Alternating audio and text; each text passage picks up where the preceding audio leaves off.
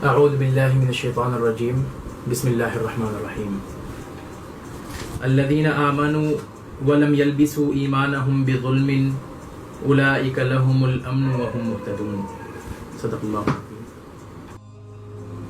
کہ امن ان لوگوں کے لیے ہے اور ہدایت یافتہ وہی لوگ ہیں جو ایمان لائے اور اپنے ایمان کو ظلم کے دھبوں سے داغدار نہیں کیا، اپنے ایمان پر ظلم کا دھبا نہیں لگنے دیا۔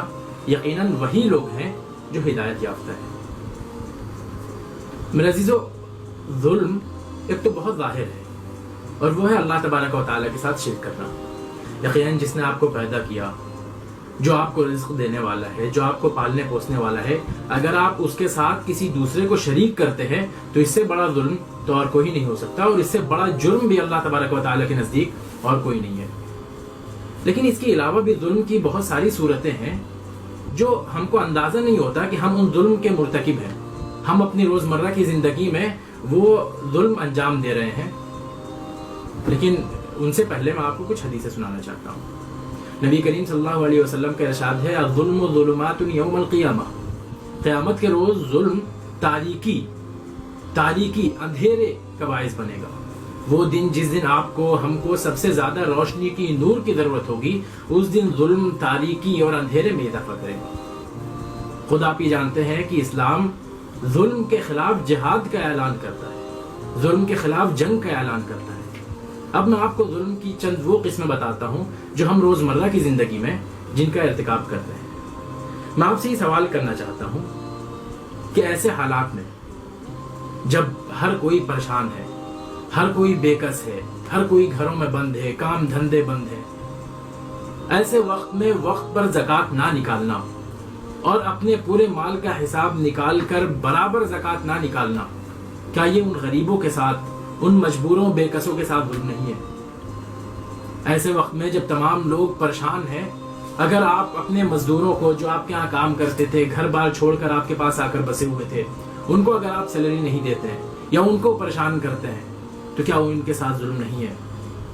کمزوروں کو ستانا، سماج میں، معاشرے میں کچھ کمزور لوگ ہوتے ہیں، کچھ کمزور طبقات ہوتے ہیں، کیا ان کو ستانا، ان سے بدتمیزی کرنا، ان پر چڑھ کر رہنا، ہمیشہ ان کے سامنے اظہار برتری کرنا، کیا یہ ظلم نہیں ہے؟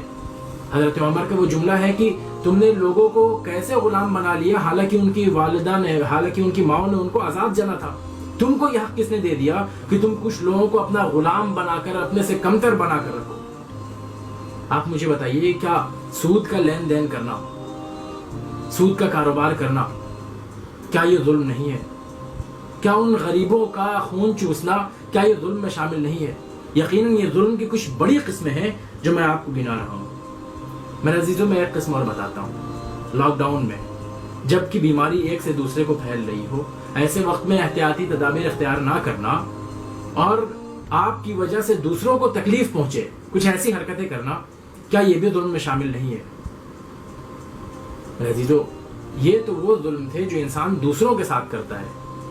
قرآن مجید کی ایک آیت ہے کہ فَلَا تَظْلِمُوا فِيهِنَّ أَنفُسَكُمْ، کہ تم اپنے آپ پر ظلم نہ کرو۔ یہ اپنے آپ پر ظلم کیا چیز ہے؟ آپ گناہ کرتے ہیں، آپ غلط کام کرتے ہیں اور وہ تمام گناہوں کا بوجھ آپ کے سر پر اکٹھا ہو جاتا ہے۔ قیامت کے روز اس گناہ کے ڈھیر کو آپ کو اکیلے اٹھانا ہوگا۔ وَلَا تَزِرُ وَازِرَةٌ وِزْرَ أُخْرَىٰ، اس دن کوئی کسی دوسرے کا بوجھ اٹھانے والا نہیں ہوگا۔ تو کیا اپنے سر پر گناہوں کا بوجھ لادتے رہنا یہ اپنے ساتھ ظلم نہیں ہے؟ یقیناً ظلم ہے۔ اور قرآن صاف لفظوں میں کہتا ہے کہ ہدایت یافتہ وہی لوگ ہیں، امن انہی لوگوں کے لیے ہے جو ایمان لائے اور اپنے ایمان کو ظلم سے آلودہ نہیں کیا، اپنے ایمان کو ظلم کی گندگی سے مغلظ نہیں ہونے دیا۔ ساتھ ہی میں آپ کو یہ بھی بتا دوں کہ مسلمان اگر ظلم کرتا نہیں ہے تو ظلم برداشت بھی نہیں کر سکتا۔ قرآن مجید کی آیت ہے وَالَّذِينَ إِذَا أَصَابَهُمُ الْبَغْيُ هُمْ يَنْتَصِرُونَ، کہ اگر ان لوگوں کے ساتھ، مسلمانوں کے ساتھ، مومنوں کے ساتھ زیادتی کی جاتی ہے تو وہ اس کا مقابلہ کرتے ہیں۔ اگر ان پر ظلم کیا جاتا ہے تو وہ اس کے سامنے جھکتے نہیں ہیں، اس سے دبتے نہیں ہیں، بلکہ اس کے سامنے ڈٹ جاتے ہیں۔ یہ مومنوں کی صفت بتائی گئی ہے۔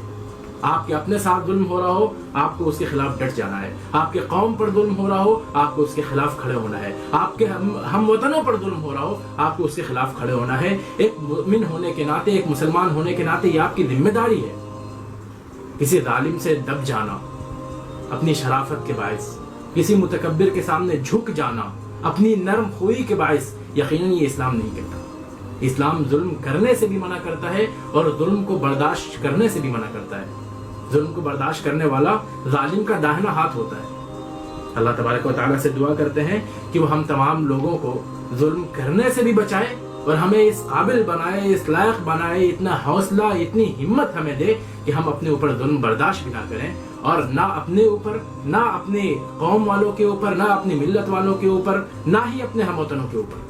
کسی کے ساتھ بھی اگر ظلم ہو تو یہ ہماری عادت ہو، یہ ہماری پہچان ہو کہ ہم اس ظلم کے خلاف پہلی فرصت میں کھڑے ہوں. اللہ تبارک و تعالیٰ سے دعا ہے کہ ہمیں اس رمضان المبارک میں ان آیتوں پر عمل کرنے کی توفیق عطا فرمائے. وآخر دعوانا الحمدللہ رب العالمین.